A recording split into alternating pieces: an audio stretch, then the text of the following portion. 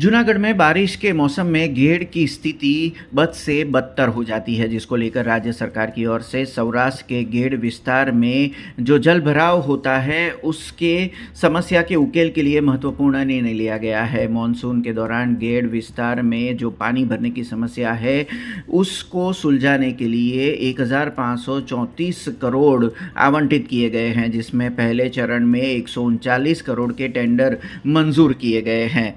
3 चरणों में घेड़ विस्तार में पानी निकाल के 11 प्रकार के विकास के काम हाथ पर लिए जाने वाले हैं। तब पहले 2 चरणों में जो काम किए जाने वाले हैं वो आने वाले 2 सालों में पूरा किया जाने का लक्ष्य राज्य सरकार की ओर से रखा गया है। लेकिन इस समस्या को सुलझाने के लिए जो 1534 करोड़ के कामों की मंजूरी दी गई है, जिसमें किस तरह से टेंडर दिए गए हैं, ये पूरी जो जानकारी है वो साझा नहीं की जा रही है, जिसको लेकर किसान कांग्रेस नेताओं में विरोध का माहौल देखा जा रहा है। तब इस पूरे मुद्दे पर पाल भाई आंबलिया की ओर से मीडिया से बातचीत की गई थी। जाहिर करवा पड़ा कि जे सरकार एम कहती थी कि आ तो कुदरती समस्या है, त्यारे सवाल ए छे कि आ तो 1534 करोड़ केम? अमारी मांग हती त्यां 10,000 करोड़ थी ओछा 1 रूपियो न होवो जोईए, पण सरकारे अत्यारे प्रथम तबक्कामां 1534 करोड़ फाळवा एने अमे आवकारीए छीए।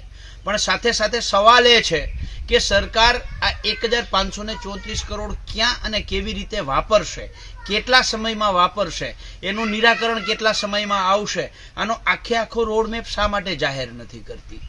139 करोड़ रूपियाना जे टेंडरो मंजूर थया छे, आ टेंडरोनी कॉपी शा माटे अमने नथी आपती?